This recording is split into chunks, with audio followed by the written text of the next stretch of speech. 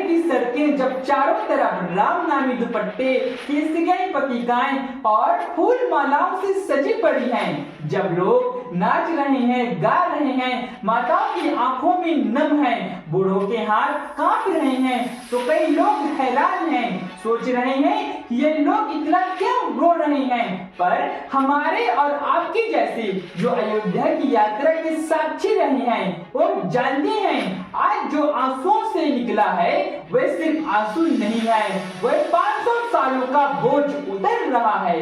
यह वह क्षण है जब अपमान की सारी कली धुल रही है। यह वह पल है जब इतिहास ने सिर्फ झुका कर कहा न्याय पूरा हुआ, और तब एहसास होता है कि आज जो हम देख रहे हैं ये मंदिर ईंट पत्थरों का नहीं है, विश्वास का है। अयोध्या का राम मंदिर किसी एक पार्टी का नहीं, किसी एक जाति धर्म का नहीं, आज ये पूरे राष्ट्र का है। ये किसी एक युग का नहीं, सनातन का है। दीवारों में तुलसीदास की चौपाइयां गूंजती है, स्तंभों में विवेकानंद की आवाज है, और हर कोने में उन संतों की तपस्या जिन्होंने सदियों तक राम कथा सुनाकर इस आस्था को जिंदा रखा, जिस आस्था ने आज ये भव्य राम मंदिर खड़ा किया है।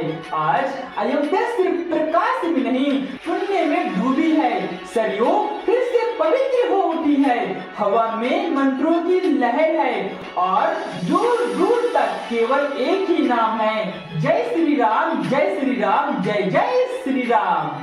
सच कहा जाए तो आज मन गौरवान्वित है, और ये हमें एहसास कराता है कि हम कितने धन्य हैं। धन्य है हम इस युग में जन्मे, धन्य है कि हमने ये दिन देखा जब रामलला टेंटों से निकलकर सिंहासन पर बैठे हैं। धन्य है कि हमने उस ध्वजा को लहराते हुए देखा जिसने 500 सालों का घाव देखा था। हम धन्य है कि अयोध्या के पुनः जन्म के साक्षी बने। आज 500 वर्षों का घाव भर आया है। इतिहास कह रहा है राम लौटे हैं, और उनके साथ लौटा है भारत का आत्मविश्वास, उसका गौरव, उसकी पहचान। अयोध्या फिर से जागी है, भारत फिर से खड़ा हुआ है, सड़कता हुआ इतिहास है, एक पुनः जन्म है।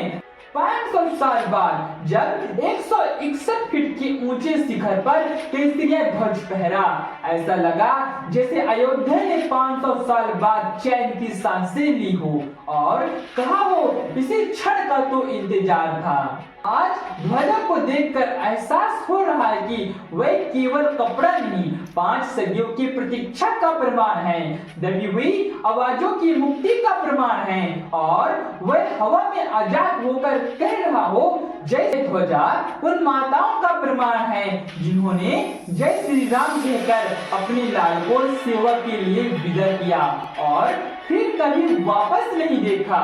यह उन बच्चों का प्रमाण है जिन्होंने अपने पिता को लहू में लथपथ देखा, क्योंकि पिता की जुबान पर था जय श्री राम, और मन में उम्मीद एक रोज रामलला टेंटों से निकलकर सिंहासन पर बैठेंगे।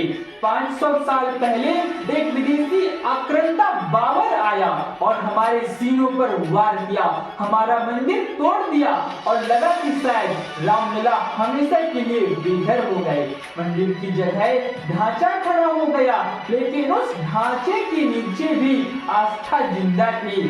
सालों साल रामलला टेंटों में वहाँ कैसे बैरिकेड में लगाकर छोटे से तंबू में रामलला की दर्शन होते थे, कैसे सरयू में नहाकर लोग कहते थे राम तुम कब आओगे। दादा परदादाओं ने अपने बच्चों से कहा होगा एक दिन रामलला आएंगे, और आज हम वह पीढ़ी हैं जिसे ये वादा पूरा होता दिख रहा है। 5 अगस्त 2020 भूमि पूजन हुआ था, 22 जनवरी 2024 को प्राण प्रतिष्ठा हुई थी, और अब आज 25 नवंबर 2025 केसरिया ध्वज शिखर पर फहरा कर मंदिर ने घोषणा कर दी मैं पूर्ण हूँ। 200 फीट ऊंचा शिखर जहाँ इंसान नहीं चढ़ सकता, ऑटोमेटिक सिस्टम से ध्वजा फहराया गया। परंपरा भी विज्ञान भी, यही तो है राम राज्य, यही है भारत जो दिल में राम रखता हो और चांद पर तिरंगा फहराता हो।